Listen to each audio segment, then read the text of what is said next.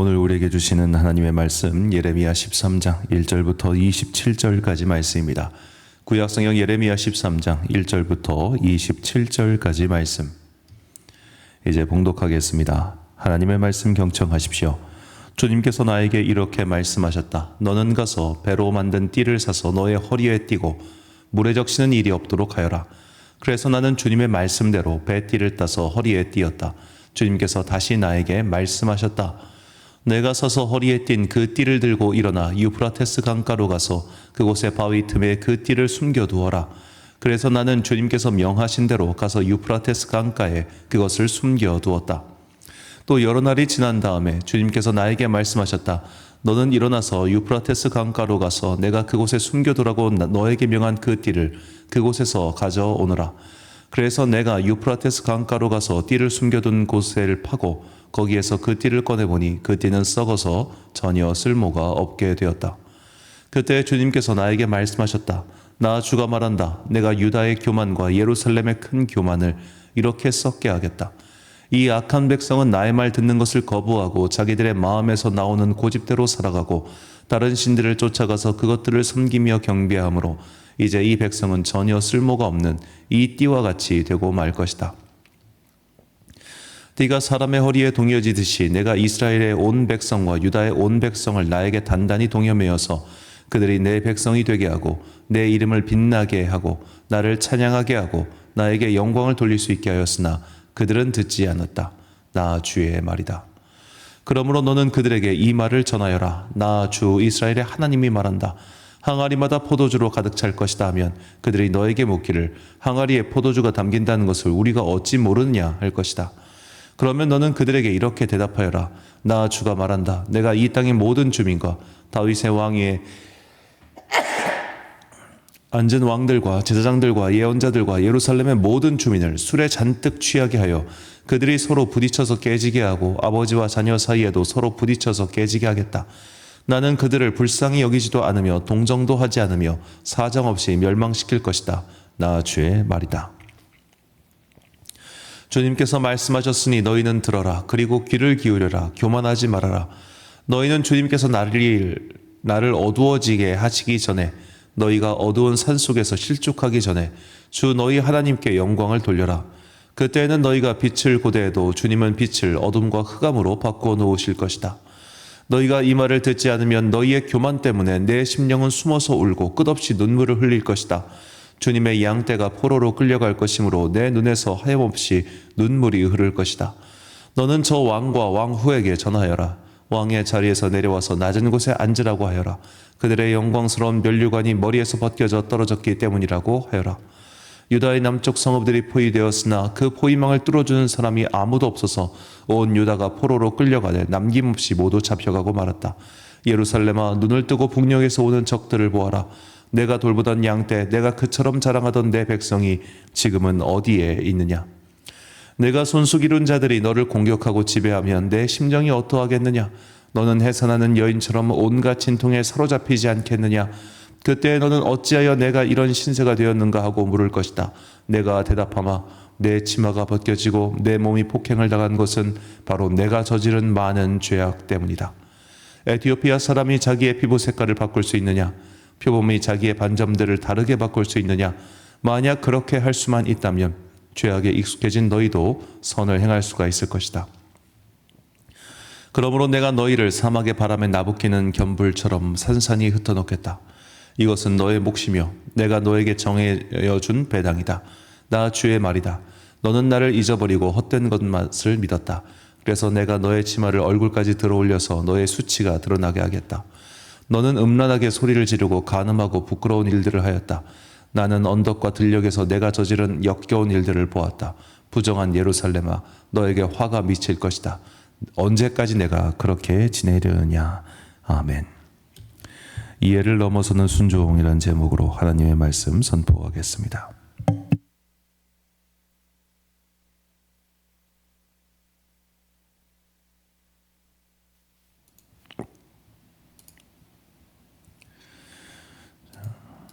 모든 사람은 어떤 일을 하다 보면 일머리라는 게 생깁니다.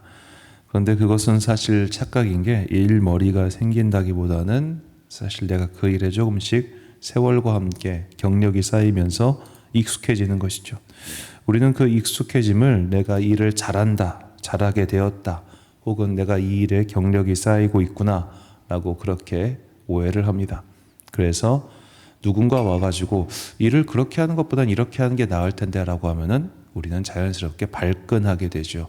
내가 이 일을 몇 년 했는데 너 일 한 지 얼마나 됐어? 이런 식으로 대응하게 됩니다. 자, 근데 사실 알고 보면 그 사람은 처음 시작한 그 일의 방식에 고착화되고 그 일의 방식이 익숙할 뿐이지 그 일하는 방식이 반드시 다른 방식보다 더 효율적이거나 더 성과가 좋게 나오는 그런 방식은 아닐 가능성이 매우 높습니다. 왜냐하면 사람마다 같은 분야라도 일을 하는 방식들이 다 조금씩 다르기 때문이죠. 대표적인 예를 들자면 이제 의사, 그러니까 병원들만 전문으로 하는 인테리어 업자가 쓴 글을 봤는데 대부분의 개업하는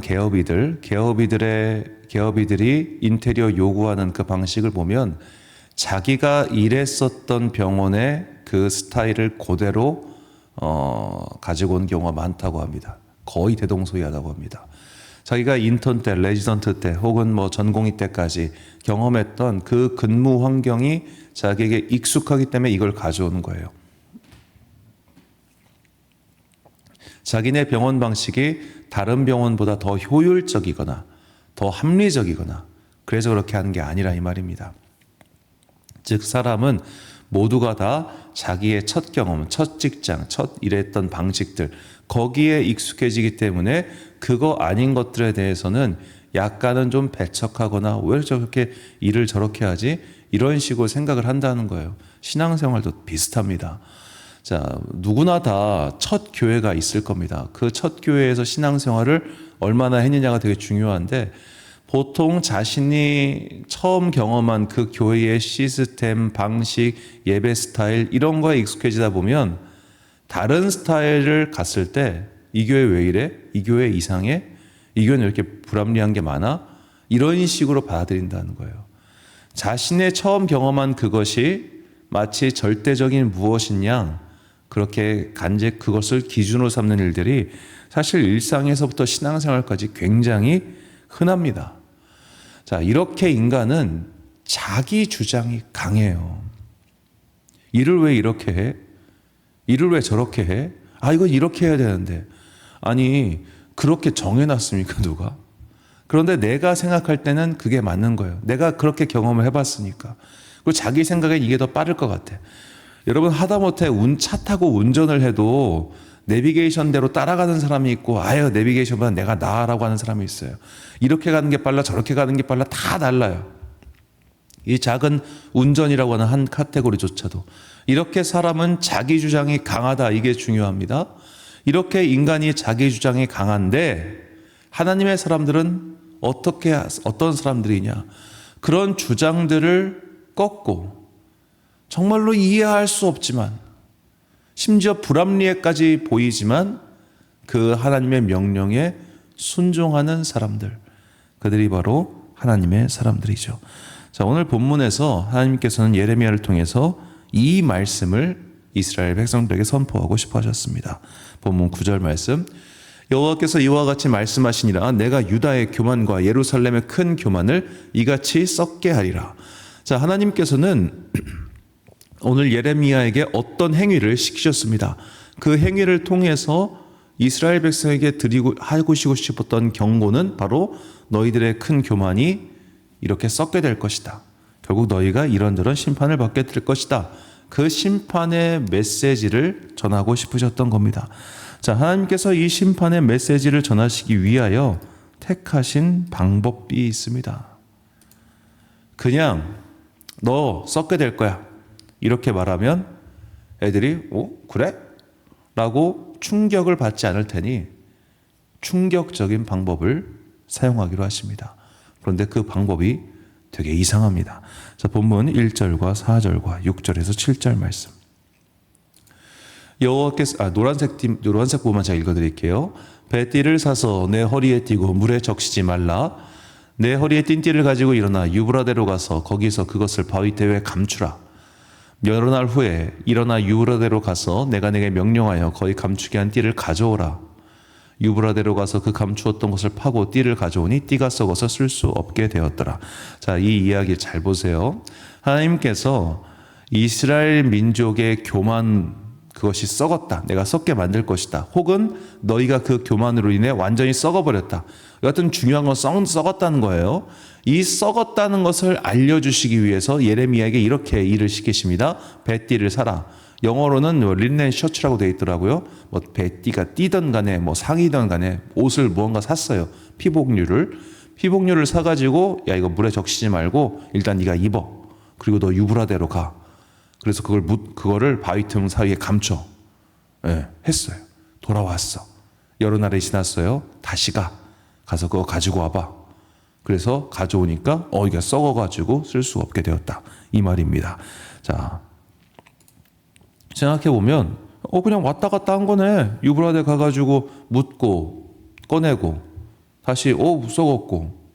그러니까 그쪽 지방에는 우리가 말다시피 파피루스 같은 것도 막 몇천 년 동안 이렇게 보관이 잘 돼 있잖아요. 건조한 곳이니까 잘 안 썩는단 말이에요. 더구나 이제 물도 안 닿았으니 썩어야 될 요소가 별로 없는데 금방 썩어버린 것처럼 내가 이렇게 너희를 썩게 하겠다. 약간 좀 충격적인 것을 일단 뭐 그거까지는 모르겠고 여하튼 그렇게 원래 썩지 않아야 되는 것이 빨리 썩은 거예요. 이걸 예레미야에게 보여주셨습니다. 그런데 왜 유프라테스냐고요. 이게 중요해요. 왜냐하면 예루살렘을 기준으로 했을 때 유프라테스까지 거리가 얼마나 되느냐 이게 중요한데 제가 구글맵으로 쭉 검색을 해서 가장 가까운 곳 알레포 지역인데 가장 가까운 곳의 거리를 찍어보니까 몇 킬로가 나오냐면 678킬로가 나옵니다. 678킬로. 자, 편도입니다. 자, 이 678km 오늘 현재 거리입니다. 현재. 그러니까 길이 그때보단 정비가 잘 돼 있겠죠. 그러니까 대략 제 생각에는 좀 험한 길을 한 700km 정도, 그건 더 짧을 수도 있고요. 그 어간일 겁니다. 자, 700km라고 생각해 봅시다. 그 띠를 사서 묻으러 갔습니다. 돌아왔습니다. 여러 날이 지났습니다. 다시 갔습니다. 그리고 돌아왔습니다. 편도로 700km를 4번 갔습니다. 2800km. 2800km를 걸었습니다. 무엇을 위해서? 너희가 썩었다 혹은 썩게 될 것이다 라고 하는 그 경고의 메시지 하나를 위해 예레미야는 2800km를 걸었습니다. 그 당시 예레미야의 체력이 얼마나 되는지 알 수는 없지만 대략 성인 남성이 옛날에 고대 기준으로 하루의 최장거리를 30km로 보통 잡거든요. 그러면 25일을 걸었다는 거예요. 편도에 25일. 4번이니까 며칠입니까? 100일입니다. 100일. 자, 이 하나의 메시지를 위해 100일이 소요되었고 2800km를 걸었습니다. 그러니까 오죽하면 이 좀 보수적인 성서 주석가들도 이건 아마 유프라테스가 아닐 거야. 이 필사 기록자들이 잘못 기록한 걸 거야. 아마 유다에 있는 다른 지명이지 않을까? 이렇게 생각할 정도로 이거 하나를 위해 2800km를 움직여야 되고 100일의 시간이 소요될 만한 그런 가치가 있는 메시지냐 이거예요. 고작 한 줄짜리 경고의 메시지를 날리기 위해 당신에게 너 100일 동안 2800km 걸어야 돼 라고 하면 걷겠습니까? 100일 동안 그게 썩던 말던 게 뭔 상관이에요. 썩겠지. 뭘 대단한 걸 보여주겠다고. 차라리 엘리야처럼 하늘에서 불이 내려가지고 너희가 다 죽게 될 것이다. 그러니까 100일 동안 걸어라. 그러면 걷겠어요. 그건 대단한 일이잖아요. 응? 7일 동안 걸으니까 거대한 성벽 여리고가 무너진 것처럼 그 정도의 엄청난 일이라면 우리가 100일 동안 걷겠죠. 2800km 주파하겠죠. 그런데 야 옷 썩은 거 보여주면서 너희도 이렇게 썩게 될 거야. 이거 하나 보여주려고 2800km를 걷고 100일 동안 그 고생을 하라고요? 무슨 트레킹하기 좋은 날씨도 아닐 테고 그 땡볕더 위에 광야를 통과해가지고 위험한 길을 가서 그 하나의 메시지를 위해 얼마나 비효율적이고 비합리적이며 이해할 수 없는 명령 아닙니까? 자, 우리는 그만큼 바꿔 말하면 하나님의 뜻을 이해 못하는 종자들이라는 겁니다. 우리는 하나님의 뜻을, 하나님의 명령을 다 이해할 수가 없습니다. 그런데 우리는 그 이해할 수 없는 명령들을 어떻게든 내 식대로 이해하려고, 내 사고방식대로 이해하려고 요리 갖다 붙이고 저리 찢어 붙이고 요거 자르고 저거 붙이고 그렇게 해요. 아, 이거는 이런 것일 거야. 에이, 이거는 뭐 요즘 날에 안 해도 돼. 아, 이건 이런 거였구나. 그럼 요거는 좀 이렇게 좀 바꿔가지고. 그러니까 퀴어 성경이 나오고, 그러니까 이단과 사이비가 우리 주변에 이렇게 많은 거 아니겠어요? 이단과 사이비가 결국 뭐겠습니까? 자기 입맛대로 성경을 바꾸는 거 아니겠어요? 내가 이해할 수 있는 방식으로 그걸 바꾸는 거 아니겠습니까? 이건 과거부터 계속 있었던 거예요. 그런 어떤 신비주의적인, 제가 수요예배 시간에 특히 많이 말했던 유대교 신비, 이런 카발라, 걔들은 이제 완전히 그냥 뭐 종교의 바깥으로 나간 애들이긴 한데 자기들이 구약 성경이 이해가 안 되잖아요. 그러니까 이해할 수 있는 방식들로 막 바꾼 거예요. 제가 예전에 읽었던 어떤 이상한 책에는 야곱이 베델에서 외계인을 만났다고 그렇게 말을 해요. 천사의 사다리가 외계인의 그 우주선에서 나온 빔이었다는 거예요. 그렇게 자기가 이해할 수 있는 방식대로 성경을 바꿔요. 말씀을 바꿔요. 자, 그런 사람들은 절대로 이런 명령, 비합리적이고 이해할 수 없고 답답하고 일 처리를 왜 그따구로 해야 되는 그런 명령에 순종하지 못해요. 그런데 하나님께서는 그런 명령을 우리에게 주실 때가 있습니다. 그래도 순종할 수 있겠습니까? 내 상식을 뛰어넘은, 내 상식으로는 도저히 이해할 수 없는 그런 명령들이 우리 앞에 놓여져 있을 때 우리는 그것을 순종할 수 있을까요? 이것이 하나님의 사람과 그렇지 않은 사람을 가르는 기준점입니다. 그래서인지 우리말 성경에서 순종이라는 단어가 가장 많이 나온 책이 예레미야입니다. 우리는 내가 이해할 수 없고 도무지 불합리해 보이는 그 명령에 순종할 수 있습니까? 저희 스승 목사님이 자주 하신 말씀, 순종하면 순종이 되고 불순종하면 잡종이 됩니다. 이해할 수 없고 불합리해 보이고 답답한 그 하나님의 명령에 순종할 수 있을 때 우리는 비로소 의에 이르는 주님의 자녀로서 그 신분에 걸맞는 행동을 하는 사람들이 될 것입니다. 로마서 6장 16절 말씀. 너희 자신을 종으로 내주어 누구에게 순종하든지 그 순종을 받는 자의 종이 되는 줄을 너희가 알지 못하느냐. 혹은 죄의 종으로 사망에 이르고 혹은 순종의 종으로 의에 이르느니라. 아멘. 사랑하는 광성교회 성도 여러분, 그리고 이 새벽을 함께 깨우고 계신 귀한 주님의 자녀 여러분, 예레미야는 그 하나의 메시지를 위해 2800km 100일의 시간이 걸렸습니다. 굳이 그럴 만한 이유가 있는 명령인지는 저조차도 아직까지 이해가 안 됩니다. 그럼 당사자는 또 얼마나 그것이 이해가 안 됐겠습니까? 그런데 주님께서는 그에게 그것을 시키셨고 그는 그것에 순종했습니다. 그것이 중요합니다. 우리에게 이렇게 이해할 수 없고 불합리해 보이고 심지어 몰상식해 보이는 하나님의 명령이 도착했을 때, 아니 이건 정말 이해할 수가 없는데요? 왜요? 라는 말이 절로 떠오를 때, 그때 한번 순종해 봅시다. 저에게도 하는 말입니다. 저도 그런 거 정말 힘들어하는 사람입니다. 일을 왜 저렇게 해? 일을 왜 이렇게 해? 라고 말이죠. 그런데 그렇게 우리가 순종할 때 우리는 의의 종이 되어 하나님의 자녀로서의 그 옷과 신분을 완전히 보여주게 될 것입니다. 순종함으로 의의 종이 되어 하나님의 말씀에 순종함으로써 그 면류관을 취하는 여러분과 제가 되시길 주님의 이름으로 축원합니다. 기도하겠습니다. 사랑과 은혜가 풍성하신 아버지 하나님 감사합니다. 예레미야는 그 하나의 메시지를 위해 2800km, 100일의 시간이 걸렸습니다. 이렇게까지 비효율적이고 이해할 수 없는 명령에 예레미야는 군말하지 않고 순종했습니다. 그가 하나님의 사람이었기 때문입니다. 그런데 우리는 작은 일에도 이 일을 왜 이렇게 해요? 이거는 아닌 것 같은데 이렇게 비효율적으로 일을 꼭 해야 돼? 이런 식으로 툴툴대며 하지도 않으려 합니다. 주님, 우리 안에 자꾸만 나의 생각과 나의 의로움과 나의 방식을 고집하려고 하는 마음들이 있습니다. 주님, 이 마음 십자가 앞에 내려놓고 이제는 좀 이해되지 않아도 답답해 보여도 순종할 수 있는 부드러운 주의 사람들 되게 하여 주옵소서. 우리 안에 나의 생각과 나의 고집이 세월과 더불어 믿음의 장성함과 더불어 꺾이고 사라지게 하시고, 그래야 나의 온 삶이 주님의 뜻에 순종하는 아름다운 도구가 되게 하여 주옵소서.